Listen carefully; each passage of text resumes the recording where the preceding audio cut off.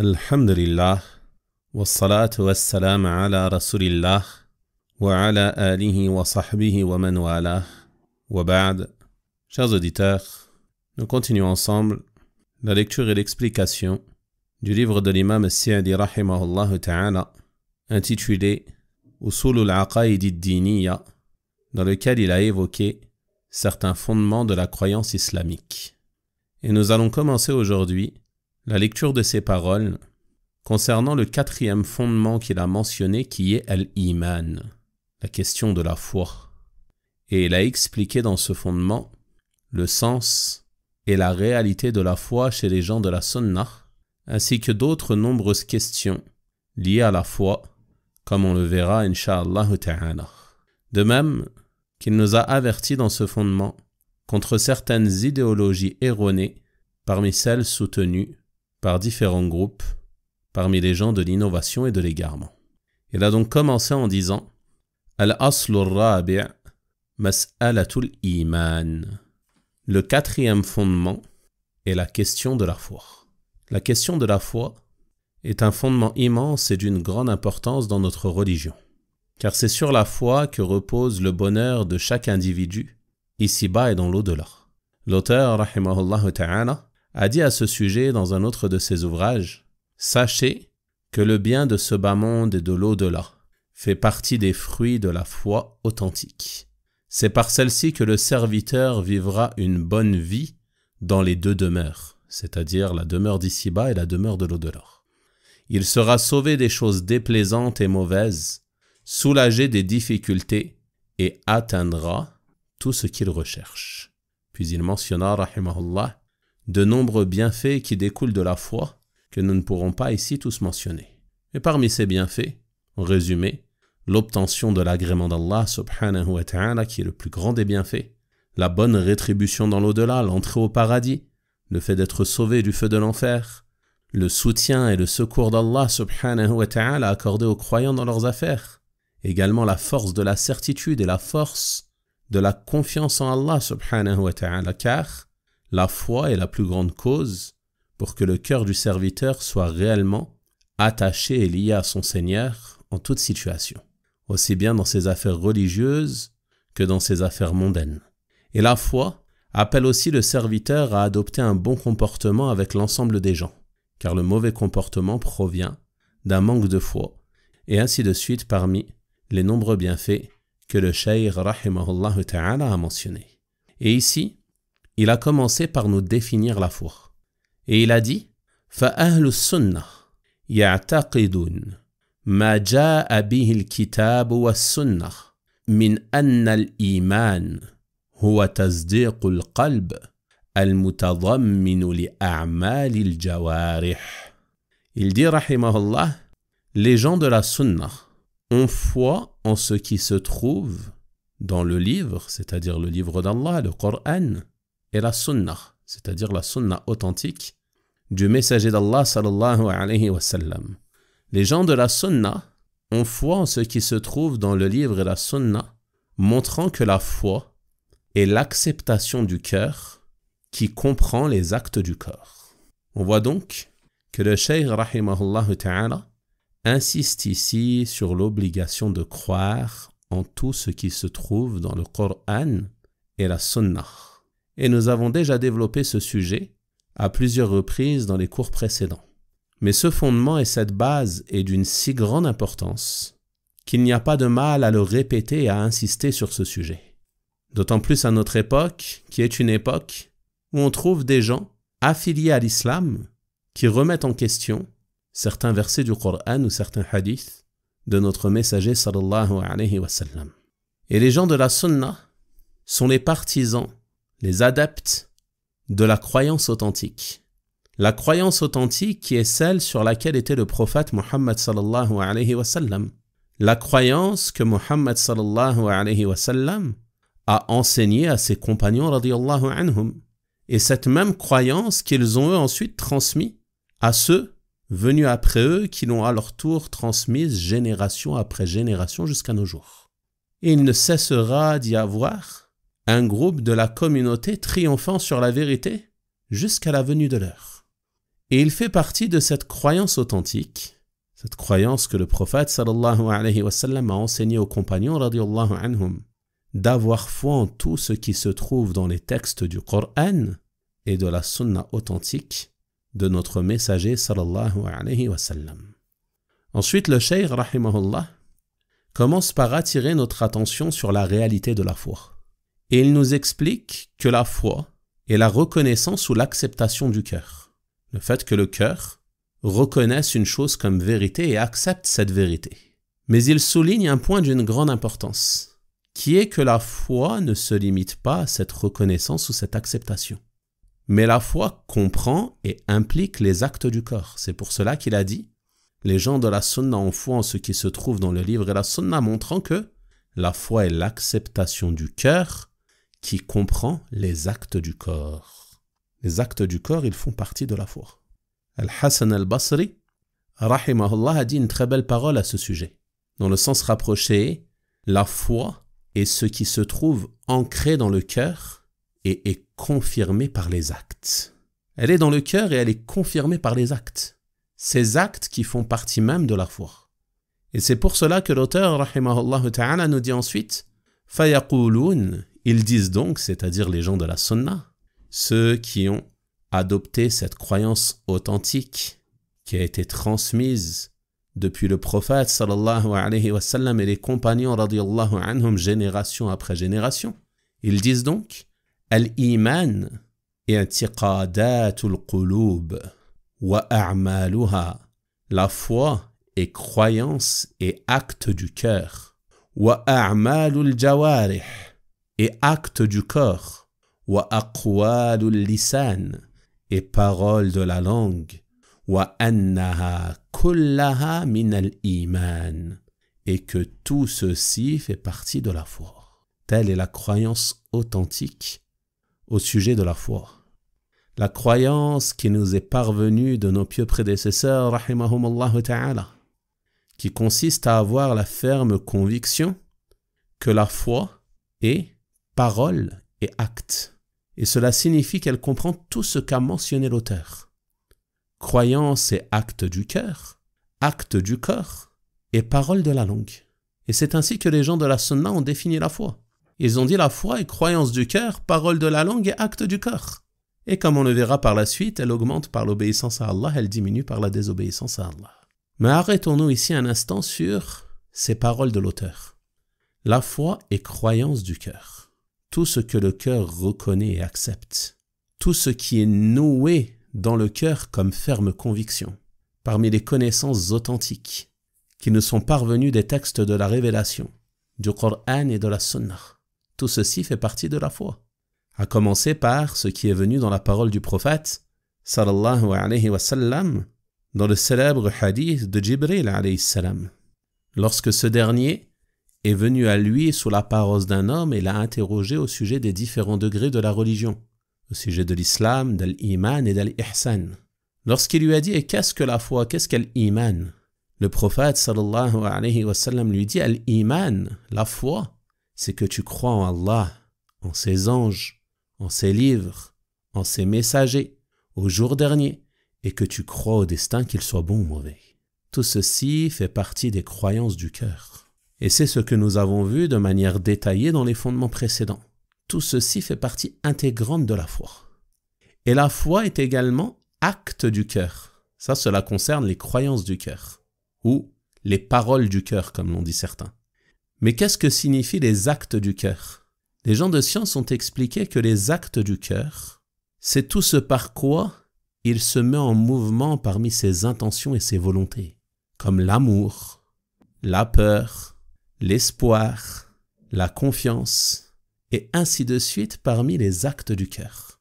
Vous voyez donc la distinction entre la parole du cœur, qui est la croyance et l'acceptation, et les actes du cœur qui sont ses intentions, ses volontés.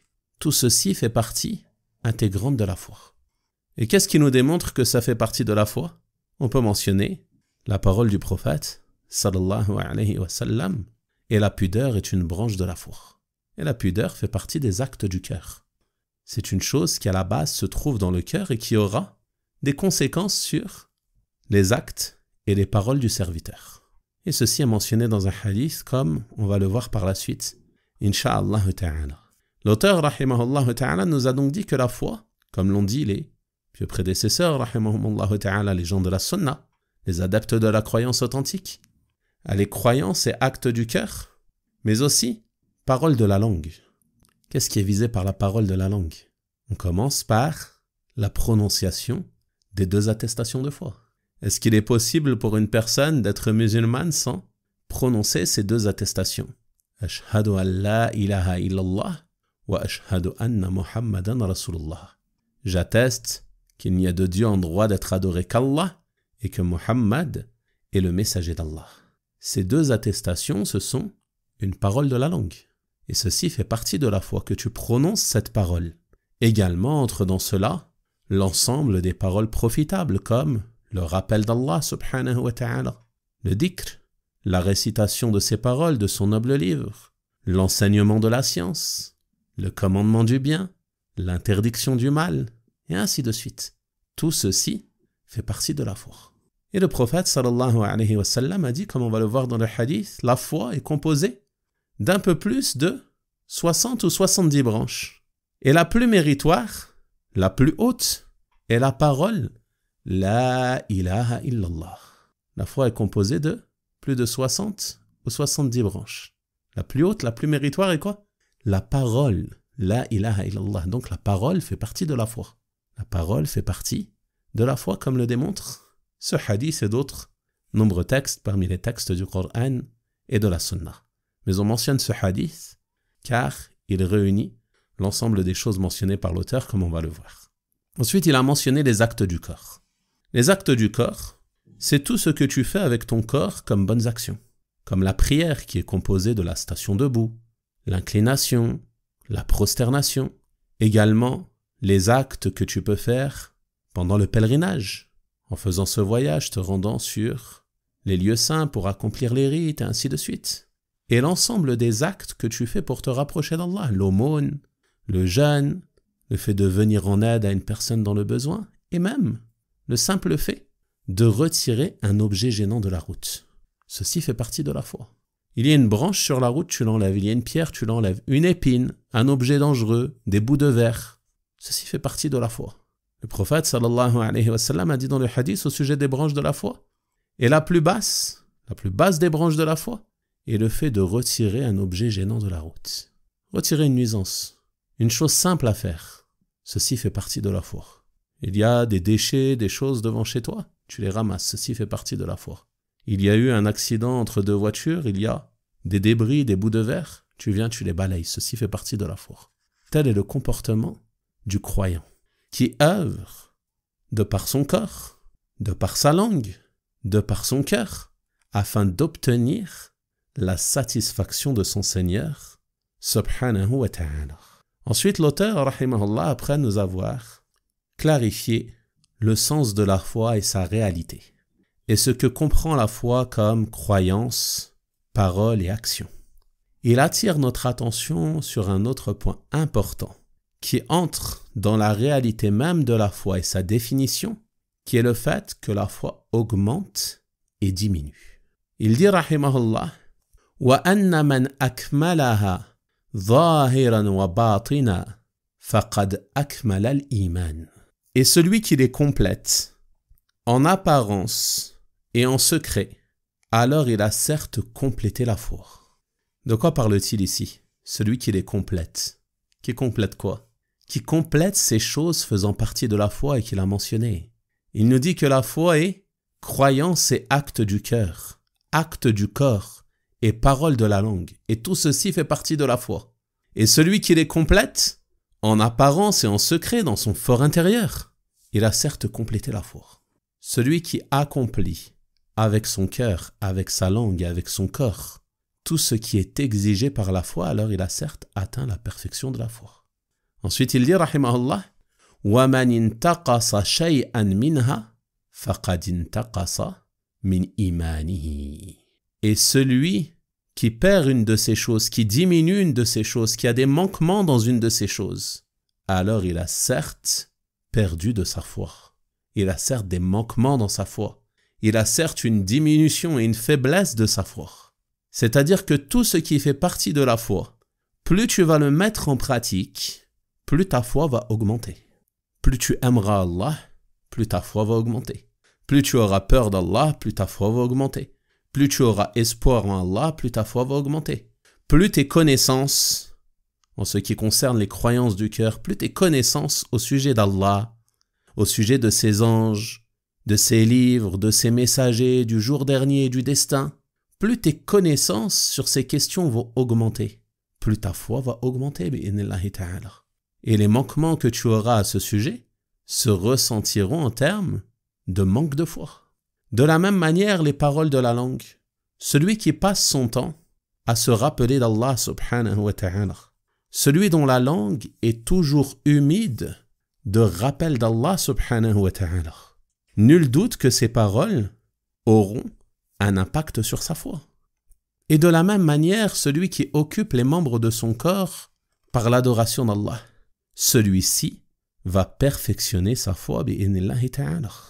Et ceux-là seront les vrais croyants, ceux qui auront perfectionné leur foi aussi bien en apparence que dans leur fort intérieur.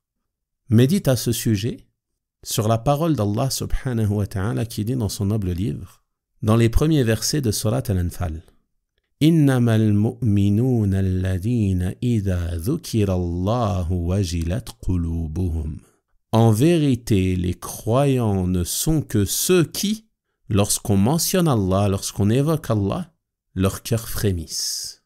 Acte du cœur. La mention d'Allah a un effet sur leur cœur. وَإِذَا تُلِيَتْ عَلَيْهِمْ آيَاتُهُ زَادَتْهُمْ إِيمَانًا. Et lorsqu'on leur lit ces versets, ceci fait augmenter leur foi. La foi, elle augmente. Ceci est une preuve explicite de l'augmentation de la foi. Et on va revenir sur ce sujet, Inch'Allah, la question de l'augmentation et de la diminution de la foi. Mais ce verset en est une preuve explicite. Ensuite, parmi les caractéristiques de ces croyants, وَعَلَى رَبِّهِمْ يَتَوَكَّلُونَ. Et en leur Seigneur, ils placent leur confiance. Ils s'en remettent à Allah subhanahu wa ta'ala dans l'ensemble de leurs affaires. Aussi bien leurs affaires mondaines que leurs affaires religieuses. Ils ont un objectif à atteindre, un objectif religieux. Ils font les causes pour atteindre cet objectif et ils s'en remettent à Allah subhanahu wa ta'ala. Ils ne se reposent pas sur les causes. Et de la même manière dans leurs affaires mondaines, dans la recherche de la subsistance, dans le mariage, les enfants, et ainsi de suite. Ils font les causes pour atteindre leurs objectifs et ils s'en remettent pleinement à Allah subhanahu wa ta'ala. Et ce tawakkul, cette confiance, comme on a dit, c'est un acte du cœur. Ensuite, il dit subhanahu wa ta'ala, toujours décrivant ces vrais croyants, alladhina yuqimuna as-salah, ceux qui accomplissent la prière. La prière qui comprend acte du corps et parole de la langue. Et tout ceci fait partie de la foi. Tout ceci démontre la véracité de leur foi. Et médite sur le fait qu'Allah subhanahu wa ta'ala dit dans ce verset ceux qui accomplissent la prière. Il n'a pas dit ceux qui prient, car il y a beaucoup de gens qui prient. Mais combien sont ceux qui accomplissent la prière, qui la réalisent pleinement, en réalisant pleinement ses conditions, ses piliers, ses obligations, en veillant à être sincère dans cette prière et à se conformer à la sunna dans cette prière, à se soumettre à l'ordre du prophète sallallahu alayhi wa sallam qui a dit « Priez comme vous m'avez vu prier ». Tout ceci fait partie de la foi. Ensuite il dit « Subhanahu wa ta'ala wa mimma razaqnahum yunfiqun » et de ce que nous leur avons attribué, ils dépensent. La subsistance que nous leur avons donnée, ils dépensent de cette subsistance. Comment ils dépensent? Ils dépensent en s'acquittant de leurs zakat obligatoires et en s'acquittant de l'ensemble des dépenses qui leur sont obligatoires, comme les dépenses pour leur personne et pour tous ceux qui sont à leur charge, parmi les épouses et les enfants ou autres. Ils dépensent de ce qu'Allah leur a attribué. C'est l'argent d'Allah subhanahu wa ta'ala qui est placé entre leurs mains. Ils le dépensent d'une manière qui plaît à Allah. Et ils font suivre cela de dépenses surérogatoires, les aumônes surérogatoires. Ils participent à des projets de bienfaisance et ainsi de suite. Ensuite, Allah subhanahu wa ta'ala nous dit « Ulaika humul mu'minuna haqqa » Ceux-là sont les vrais croyants. Allahu Akbar. Ceux-là sont les vrais croyants. « Lahum darajatun inda rabbihim » wa maghfiratun wa rizqun karim. Ils ont des degrés auprès de leur Seigneur des degrés élevés, un pardon et une subsistance généreuse. Vous voyez donc à travers ce verset qu'on retrouve l'ensemble des choses que l'auteur rahimahullah ta'ala a mentionnées. Croyance et acte du cœur, parole de la langue et acte du corps. Et tout ceci fait partie de la foi. Et plus tu seras complet dans chacun de ces points, plus ta foi va augmenter. Et chaque chose qui te manque, en termes de croyance, de connaissance, d'acte du cœur, de parole de la langue et d'acte du corps, cela provient et cela a pour conséquence la diminution de la foi. Et comme je l'ai dit, on reviendra dans le cours de demain, Inch'Allah ta'ala, sur la question de l'augmentation et la diminution de la foi. Mais ici, il est important de comprendre cela, que tout ceci fait partie de la foi et plus tu feras des efforts pour être complet dans chacune de ces choses, plus tu vas perfectionner ta foi et augmenter en termes de foi et augmenter en degrés auprès d'Allah subhanahu wa ta'ala. Ensuite, il nous dit, rahimahullah, وَهَذِهِ الْأُمُورِ بِضْعٌ وَسَبْعُونَ شُعْبًا. Et ces choses-là, de quelles choses parle-t-il? Des choses qu'il a mentionnées concernant la foi. Les croyances, les actes du cœur, les actes du corps, les paroles de la langue. Ces choses-là sont un peu plus de 70 branches. Il reprend ici les termes du hadith du prophète sallallahu alayhi wa sallam. A'laha qawlu la ilaha illallah. La plus haute de ces branches est la parole la ilaha illallah. Cette parole immense par laquelle on entre en islam. La parole du tawhid, la parole du culte sincère. Kalimatul ikhlas. Cette parole par laquelle la personne est sauvée du châtiment de l'enfer et gagne le paradis d'Allah subhanahu wa ta'ala. Cette parole par laquelle elle sort de l'obscurité, du polythéisme et de la mécréance à la lumière du tawhid et de la foi. C'est la plus haute branche de la foi. Et ceci est une parole et démontre ce qu'a mentionné l'auteur. وَأَدْنَاهَا إِمَاطَةُ الْأَذَى عَنِ الطَّرِيقِ. Et la plus basse est le fait de retirer un objet gênant de la route. C'est la plus basse branche de la foi. Et malheureusement, on trouve aujourd'hui des gens, parmi les musulmans, qui vont faire le contraire et qui vont mettre des choses gênantes sur la route. Tu peux voir une personne, par exemple, boire une canette ou une bouteille d'eau, puis, une fois terminée, la jeter par la fenêtre de sa voiture, ou jeter un emballage, ou autre chose semblable. Et ceci s'oppose à la foi. Si le fait de retirer un objet gênant de la route fait partie de la foi, mettre des obstacles, des nuisances, des gênes, salir la route, ceci s'oppose à la foi. Donc le musulman qui cherche à perfectionner sa foi, elle doit se remettre en question à ce sujet. Ensuite, il dit, rahimahullah, wal haya'u shu'batun min al-iman. Et la pudeur est une branche de la foi. La pudeur, ce comportement immense duquel découle beaucoup de bien. La pudeur qui va préserver le croyant qui est doté de cette noble qualité de nombreuses choses honteuses, de tout ce qui est blâmable. Car la pudeur à l'égard d'Allah subhanahu wa ta'ala te poussera à faire en sorte qu'il ne te voit pas en train de commettre une chose qu'il t'a interdite. C'est un manque de pudeur de te montrer devant Allah subhanahu wa ta'ala en train de lui désobéir. Le péché est un manque de pudeur. Car Allah te voit, il est al-Basir, il voit toutes choses. Allah t'entend, il est Sami', il entend toutes choses. Il est al-Alim, il sait ce que renferme ta poitrine. Donc si tu lui désobéis, qu'il te voit, qu'il est témoin de ton acte, où que tu sois, même si tu es seul dans le noir, il est shahid subhanahu wa ta'ala. Il est témoin de toutes choses, al-Khabir, celui qui sait parfaitement toutes choses. Rien ne lui échappe subhanahu wa ta'ala. Donc le fait de commettre un péché en sachant cela, c'est un manque de pudeur à l'égard d'Allah subhanahu wa ta'ala. Et c'est pour cela que le fait d'être privé de pudeur revient à être privé d'un grand bien. Car l'absence de pudeur va pousser la personne à se laisser aller dans nombre de péchés, et même publiquement. Le prophète sallallahu alayhi wa sallam n'a-t-il pas dit dans le hadith, si tu n'as pas de pudeur, fais ce que tu veux. C'est-à-dire que celui qui est privé de cette noble qualité, qui n'a pas de pudeur, il va faire ce qu'il veut. À l'exemple de ces personnes aujourd'hui qui s'humilient et s'avilissent sur les réseaux sociaux par exemple, à faire toutes sortes de choses avilissantes. Tout ça pour gagner des abonnés, pour gagner des vues et ainsi de suite. Parmi même les gens affiliés à notre noble religion, qui vont commettre des péchés publiquement, recherchant la notoriété, recherchant de l'argent, recherchant à faire rire les gens, ils vont s'humilier publiquement, en raison de l'absence ou du manque de pudeur. Donc la pudeur, elle fait partie de la foi. Et ce manque de pudeur provient du manque de foi et aura pour conséquence la diminution de la foi.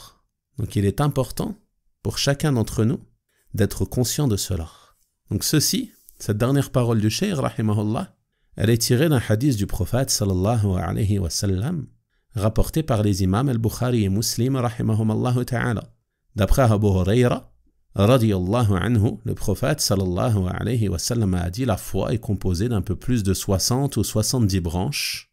La plus méritoire est la parole la ilaha illallah. La plus basse est le fait de retirer un objet gênant de la route. Et la pudeur est une branche de la foi. L'imam Sa'di rahimahullah ta'ala a dit dans un de ses livres concernant l'explication de ce hadith: ceci est un texte explicite démontrant que la foi englobe parole de la langue, acte du corps, croyance, comportement et le fait de s'acquitter et de réaliser le droit d'Allah subhanahu wa ta'ala et d'être bienfaisant envers ses créatures. Il a donc été réuni dans ce hadith le plus haut, la base et le fondement de la foi qui est la parole la ilaha illallah. En termes de croyance et de culte exclusif qui est voué à Allah, et entre la branche la plus basse qui est le fait de retirer un os, une épine ou tout ce qui peut être nuisible sur le chemin. Alors que dire de ce qui est supérieur à cela en termes de bienfaisance? Puis il a mentionné la pudeur, wallahu a'lam, car la pudeur est la vie de la foi. C'est par elle que le serviteur délaissera tout acte mauvais, et c'est par elle que se réalisera tout bon comportement. Et ces branches mentionnées dans ce hadith représentent l'ensemble des prescriptions religieuses apparentes et cachées. Fin de citation de la parole du Cheikh rahimahullah ta'ala selon le sens rapproché et résumé. Ceci concernait donc la réalité de la foi et nous verrons incha'Allah ta'ala dans le cours de demain plus de détails concernant les preuves de l'augmentation et de la diminution de la foi et les questions liées à ce sujet et les catégories de gens concernant ces points, incha'Allah ta'ala. On va donc s'arrêter là pour aujourd'hui. Wa sallallahu wa sallama wa baraka ala nabiyyina Muhammad wa ala alihi wa sahabatihi ajma'in walhamdulillahi rabbil alamin.